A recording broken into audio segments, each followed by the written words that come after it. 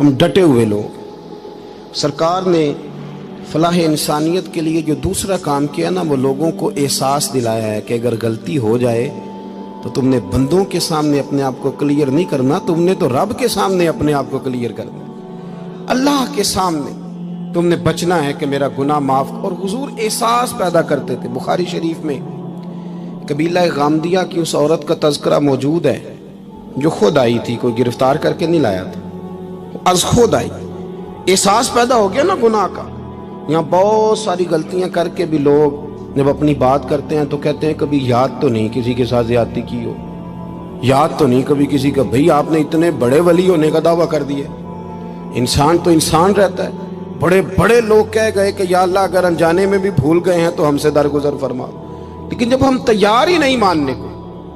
حضرت انس بن مالک کہتے ہیں وہ خاتون آئی، کوئی پکڑ کے نہیں لایا، کسی 14 دنوں کے ریمانڈ پہ نہیں اسے منوایا گیا، اسے وہ خود بخود آئی، اور کریم محبوب علیہ السلام کے سامنے جب وہ کھڑی ہوئی تو اتنے درد سے میں نے کم لوگ روتے دیکھے ہیں جس درد سے وہ روئی۔ عرض کرنے لگی حضور میں غلطی کر بیٹھی ہوں، مجھ سے زنا ہو گیا، مجھے پاک کر دیں۔ تو محبوب کریم علیہ السلام نے فرمایا تو کیسے ثابت کرے گی تو نے گناہ کیا؟ یعنی مجرم کو ثابت کرنا پڑ رہا ہے کہ میں گناہ گار۔ یہ وہ کمال ہے کہ انسانوں کو احساس ہونے لگے کہ یہاں ہم غلط ہیں۔ جب اعتراف جرم ہوتا ہے، جب بیماری کی تشخیص ہوتی ہے تو پھر اس کا علاج بھی ہو جاتا ہے۔ حضرت انس بن مالک کہتے ہیں وہ عرض کرنے لگی حضور میرے پیٹ میں ناجائز بچہ ہے۔ حضور نے فرمایا جا جب بچہ پیدا ہو تو پھر آنا۔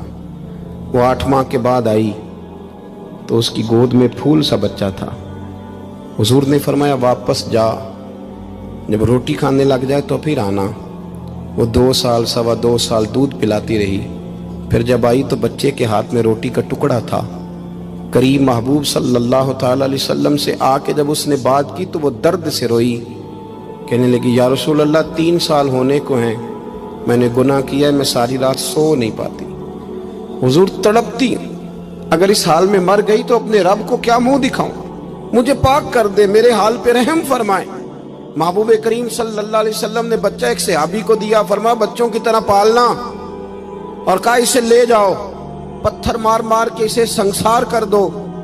صحابہ کہتے ہیں اسے پتھر لگ رہے تھے اور حضور بے چینی کے ساتھ ٹہل رہے تھے۔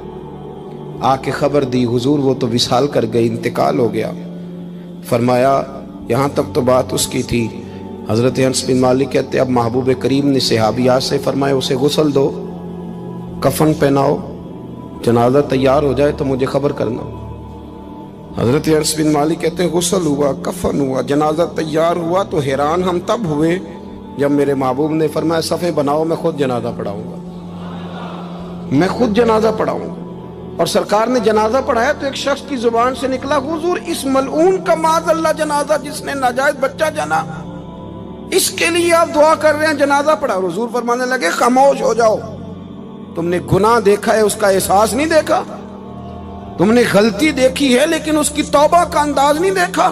اور صاحب کنز العمال نے یہ لفظ نقل کیے ہیں کہ کریم محبوب فرمانے لگے اس نے تو ایسی شاندار توبہ کی ہے کہ اگر میں اپنی ساری امت میں بانٹ دوں تو اللہ سب کی مغفرت فرما دے گا۔ احساس جب پیدا ہو جاتا ہے نا اپنے دل کے اندر کہ یہاں میں غلط ہوں، ان العبد اذا اعترف ثم تاب تاب اللہ علیہ، او کما قال نبی صلی اللہ علیہ وسلم، رواہ مشکات۔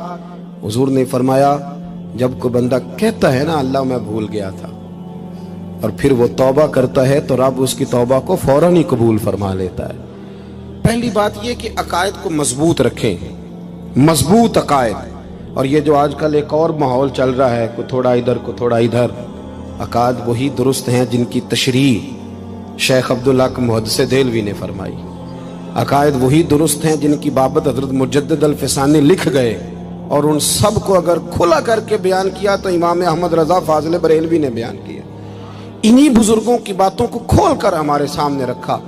مضبوط عقائد کی زندگی گزاریں۔ اور دوسری بات، اگر کبھی کوئی غلطی ہو جائے پھر اس کا احساس پیدا کریں، پھر اس سے توبہ کریں۔ تیسری بات جو فلاح انسانیت کے لیے بڑی ضروری ہے وہ یہ ہے کہ تھوڑا احساس پیدا کریں دوسروں کا۔ میری زندگی میری ذات سے شروع ہوتی ہے، میری ذات سے، میرے سے ہنس کے بولو، میری بات مانو، میرے پیچھے چلو، میرے آرام میں خلل نہ آئے، میری طبیعت کے بھئی آپ کی طبیعت کے مطابق چلیں تو پھر تو آپ بہت بڑے خود غرض ہوئے کہ آپ نے صرف اپنے لیے سوچا۔ محبوب کریم کا کمال یہ تھا کہ حضور نہ دوسروں کا بڑا احساس فرماتے تھے۔ آپ بخاری مسلم کی وہ حدیث پڑھیں تو حیران ہو جائیں کہ سرکار فرماتے ہیں میں جب نماز کی نیت باندھتا ہوں تو میرا دل کرتا ہے میں لمبی نماز پڑھاؤں، جب میرا کسی کام کرنے کو دل کرے تو پھر میں ساری دنیا کچلنی پڑے تو میں کر جاتا ہوں، لیکن حضور فرمانے لگے کہ میرا دل کرتا ہے میں لمبی نماز پڑھاؤں، لیکن پھر میرا خیال آتا ہے کہ پیچھے بوڑھے بھی ہیں، بیمار بھی ہیں، بچے بھی ہیں۔ یا رسول اللہ، نماز اللہ کی اور خیال بندوں کا؟ فرمایا میں بوڑھوں، بیماروں اور بچوں کا خیال کرتے ہوئے اللہ کی نماز کو مختصر کر دیتا ہوں۔ احساس جب طبیعت ہمارے ہاں نا تیزی کے ساتھ احساس ختم ہوا ہے، تیزی کے ساتھ ہم نے اتنی نفی شروع کی۔ ہمارے تو اہل تصوف میں الا ماشاءاللہ اب تربیت کا طریقہ یہ ہے کہ صرف میں ہوں، میرے سوا کوئی بھی نہیں، حالانکہ طریقت تو اس کا نام تھا کہ میں نہیں باقی سارے ہی